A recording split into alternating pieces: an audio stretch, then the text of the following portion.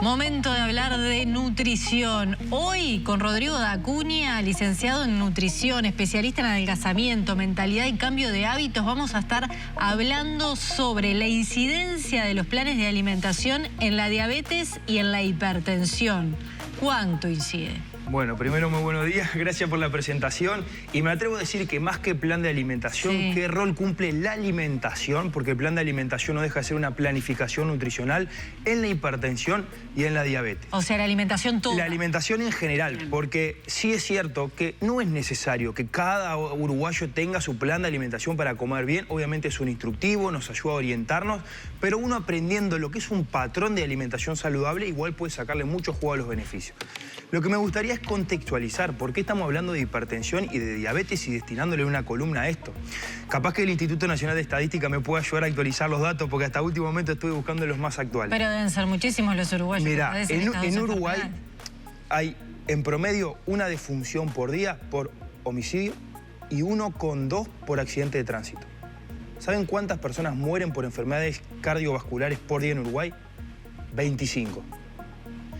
No nos damos cuenta, pensamos que nos morimos por accidente de tránsito y por homicidio y nos estamos muriendo por enfermedades cardiovasculares. ¿Y por qué hablamos de hipertensión y por qué hablamos de diabetes? Puede ser linkeo.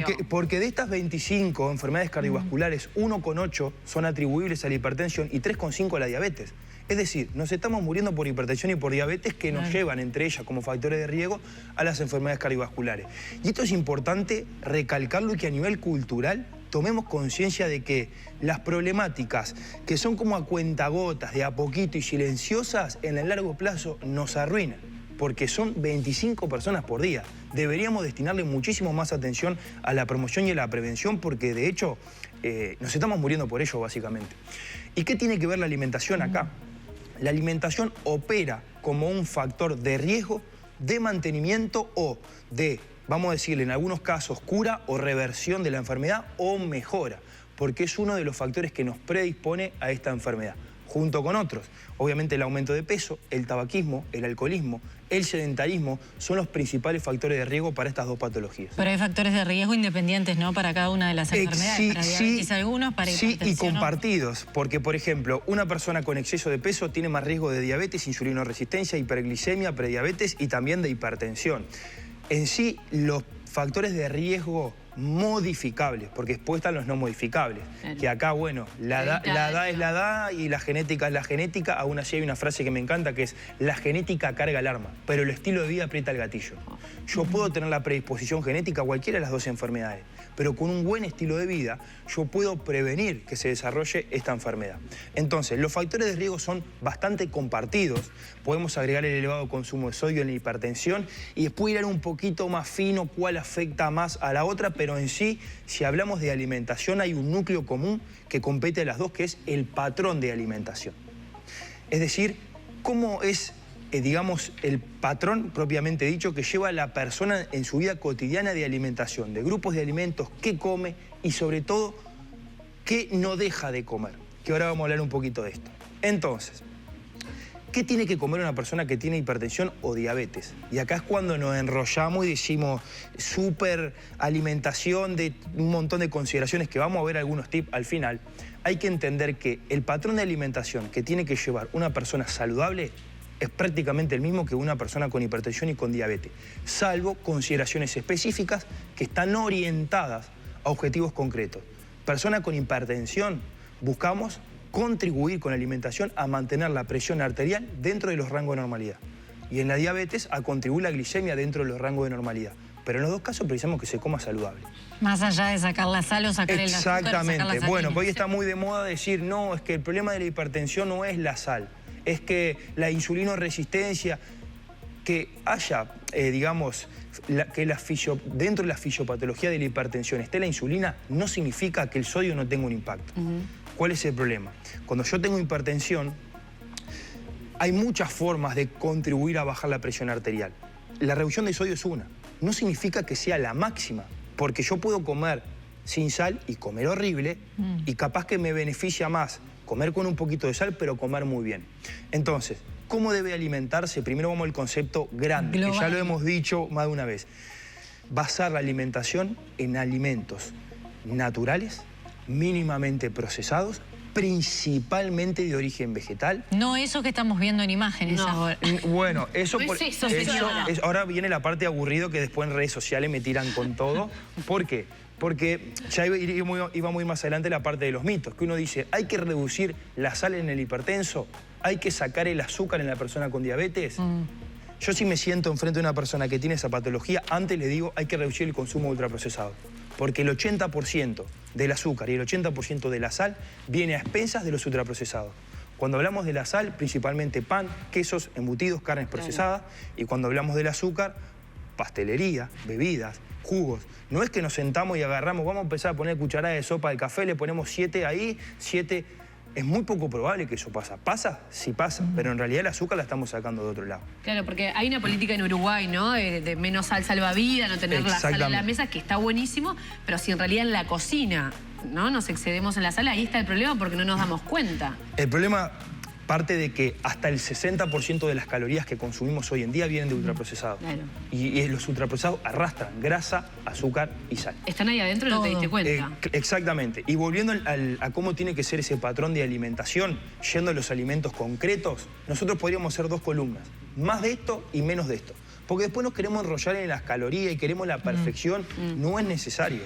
Se puede hilar fino, pero no es necesario. Más vegetales, más verduras. Verduras puede separarse, más frutas, más cereales integrales, más legumbres, más frutos secos, menos. ¿Qué menos?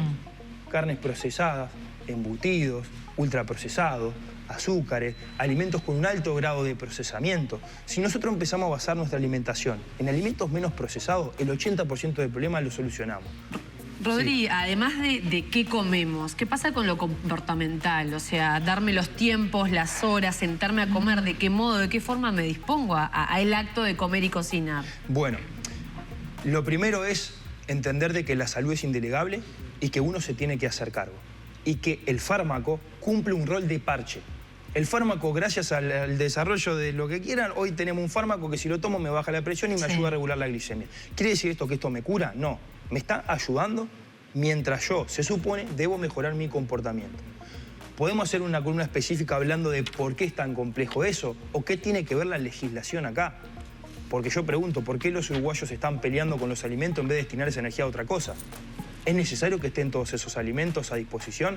Porque hay una problemática de trasfondo que tiene que ver con la legislación que hace que sea tan difícil para nosotros comer saludable. Porque es caro. Porque es caro por los 2 determinantes más fuertes del consumo alimentario es la disponibilidad de alimentos y la accesibilidad. Es decir, qué precio tienen y de qué estoy rodeado. Si vamos para atrás del 1980 en adelante, hubo un boom de aumento de peso. Y vino dado porque hubo un boom de aumento de la publicidad y un aumento de la disponibilidad de alimentos ultraprocesados. Quiero dar unos detalles acá concretos, porque yo sé que los tips nos gustan. Por ejemplo, para reducir la glicemia en la diabetes, hay una serie de tips que uno puede hacer, además de basar la alimentación en alimentos saludables. Piques. Pique. A ver. Pique número 1, por ejemplo, cuando armamos el plato, todo lo que sea el carbohidrato, fideos, arroz, etcétera, integral. Yo sé que esto al principio va a decir, pero demora media hora en cocinarse. Sí. La fibra retrasa el vaciamiento del estómago y con ello la absorción de glucosa y mejora el índice glucémico, que es algo secundario. Lo que mejora es la sensibilidad a la insulina en el largo plazo. Cuando vayamos a comer, si nosotros podemos comer primero las verduras y las proteínas, mejor.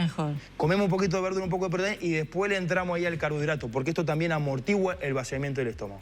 Tercero, al que le gustan los microtips, le podemos agregar vinagre. ¿Por qué? Porque el ácido acético inactiva parte de la amilasa y de las enzimas que muerden el almidón y por lo tanto es más lenta la digestión. ¿Vinagre de manzana o de vino? Lo que está estudiado es el vinagre blanco, el vinagre común, el limón y la lima. El que está más estudiado es el vinagre. Bien. Tercero, si yo voy a comer arroz, fideos, papas, lentejas, etcétera, fuentes de carbohidratos, si los puedo cocinar el día antes, mejor. ¿Por qué? Porque yo lo cocino y cuando yo lo meto en la heladera ocurre lo que se llama la retrogradación del almidón. El almidón se cocinó y en la heladera se empieza a acomodar todo de una forma diferente, propio de lo que es la temperatura, que eso hace que cuando lo vayamos a comer para el cuerpo sea complejo poder digerirlo. y opera como si fuese una fibra. Mira. Se conoce como almidón resistente, que tiene otro tipo de uniones. Entonces ya no se comporta tanto como un carbohidrato tradicional, sino se parece más a una fibra. Por eso cae menos pesado, ¿no? Y Cuando uno lo come al puede otro tener día. esa sensación también. Entonces, si empezamos a sumar que estoy poniendo verdura, que estoy poniendo proteína, que le estoy comiendo después los carbohidratos, que le estoy poniendo el vinagre, que es almidón resistente, después ya podemos empezar a hilar un poco más fino, que tiene que ver con actividad física post comida. A ver. No estoy hablando de meterme en un box de CrossFit, estoy hablando de comí, bueno, ya aprovecho para pasear al perro, para dar una Salgo vuelta en a el almacén caminar. 15, 20 minutos. Eso mejora, digamos, lo que es la curva de glicemia porque la glucosa no va 100% directo a los tejidos, sino que hay una parte que va más para el músculo para ser utilizada en el momento. O sea, caminar después de comer y no antes.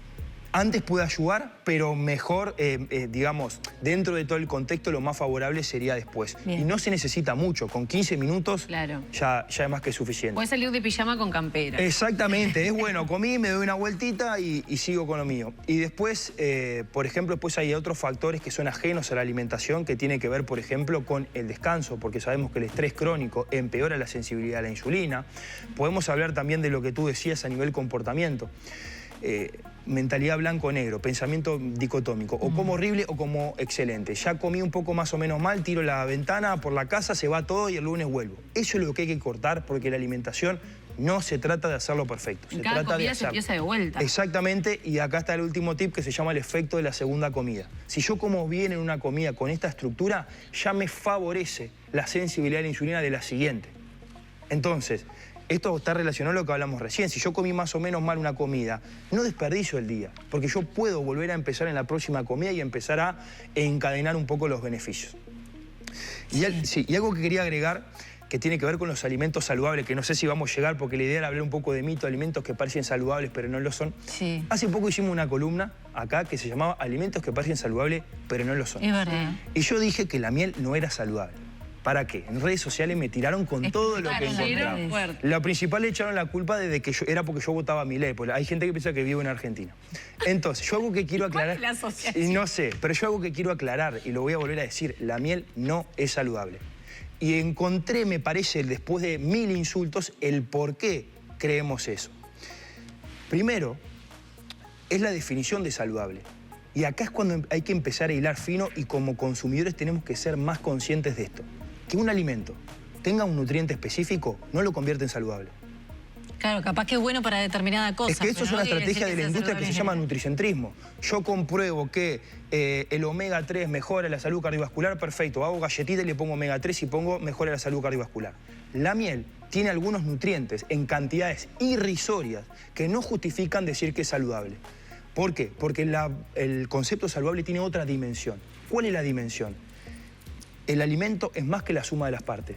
¿Cómo se comporta el alimento en completo cuando yo te lo doy a ti? Si nosotros agarramos 3.000 uruguayos y le damos 100 gramos de miel a uno, a los 3.000, por un año, no va a mejorar su salud. En muchos va a empeorar por el consumo de fructosa y porque la miel opera como azúcar añadida o azúcar libre que se relaciona con el aumento de la grasa visceral y el perímetro de la cintura, que es un predictor de enfermedades cardiovasculares. Entonces, que la miel tenga en cantidades irrisorias algún antioxidante no la hace más saludable. Y no es buena entonces ni para la hipertensión ni para la diabetes. No. Y esto aplica a nivel conceptual para todos los alimentos. Entender de que tenga un poquito de un nutriente no lo hace saludable. Con ese criterio agarro un tacho de azúcar, le pongo vitamina D y digo, el azúcar ahora es saludable. Rodri, ¿dónde te pueden encontrar en redes sociales? Instagram, YouTube. En Instagram y en YouTube, Rodrigo Dacuna 7, ahí de forma diaria compartimos información. Y bueno, y en la próxima columna, cuando vengas, hablamos de los mitos que hoy no te dio tiempo. Bueno, perfecto, hablamos de los mitos. Yo noté Dale, todo, genial. espero seguir tus consejos. Con gusto.